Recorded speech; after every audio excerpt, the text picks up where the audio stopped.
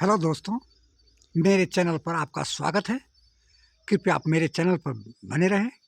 शुरू से लेकर लास्ट तक आप वीडियो देखिएगा, स्किप मत कीजिएगा और प्रेस आइकन पर बटन दबाइएगा ताकि आपको नई आपका नोटिफिकेशन आपको मिलता रहे। तो दोस्तों, एक बड़ी गुड न्यूज़ है।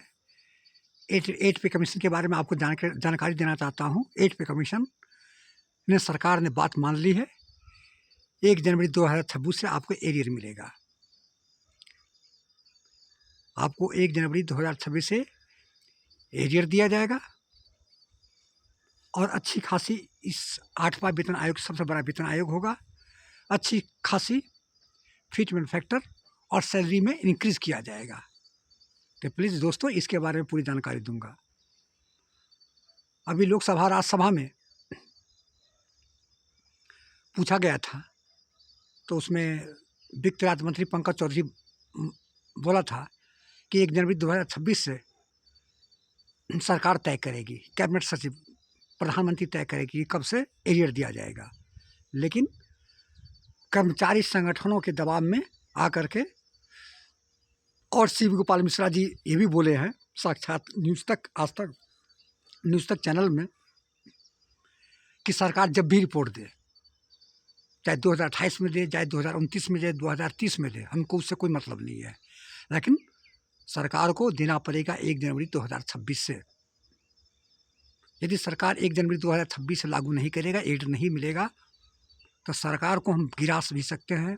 किसी भी सरकार को हम गिरा सकते हैं, बना सकते हैं। और मालूम हो जाएगा कि सरकारी यूनियन और सरकारी कर्मचारी में संगठन में कितना पावर है। रेल चक्का जाम कर देंगे हम आपको, ट्रेन बंद हो जाएगी, जहीं ठप हो जाएगी। एक दिन का करोड़ का यदि ट्रेन यदि ठप हो जाए तो करोड़ों रुपया का लॉस है गवर्नमेंट की। तो सरकार ऐसे ही अपने इमेज लेने के लिए, बड़प्पन लेने के लिए बोलेगा कि नहीं, हम 1 जनवरी 2026 से हम लागू करेंगे। ये परंपरा चली आ रही है, क्योंकि आपको छठे वेतन आयोग में देखिए 2006 से दिया, लेकिन 2008 में दिया, 2 साल का एड दिया गया। आपको 7वें वेतन आयोग में दिए एक कि 2016 से, तो 2026 से तो ऑटोमेटिक मिल रहा है। जो शुरू से जो परंपरा चली आ रही है कि हर एक 10 साल के बाद पे कमीशन बैठता है, 10 साल के बाद इसका जो है आपको आज 23 तारीख हो चुकी है।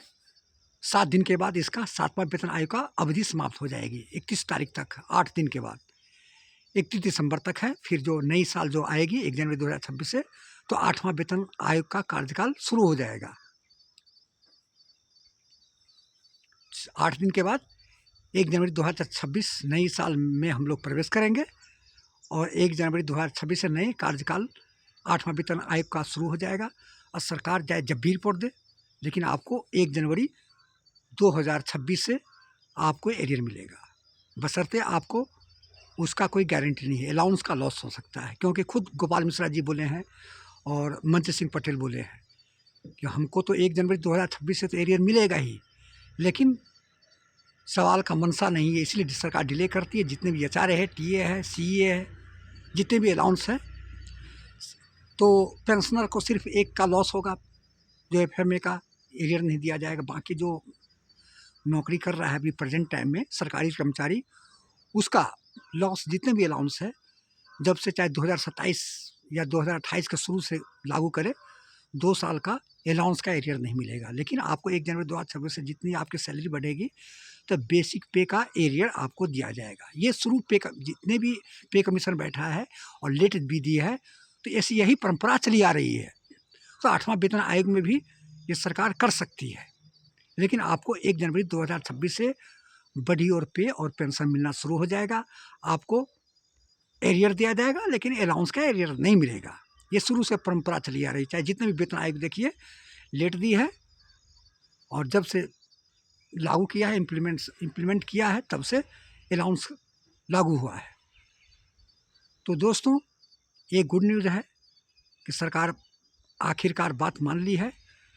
जितने भी सरकारी संगठन है उसके दबाव में आकर के अभी 8वां वेतन आयोग का काम शुरू हुआ नहीं है।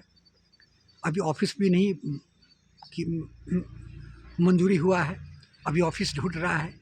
तो 1 जनवरी 2026 से ऑफिस हो जाएगा। फिर इसके बाद जितने भी कर्मचारी संगठन है, वेतन आयोग के अध्यक्ष के साथ वार्ता होगी, संगठन के साथ होगा।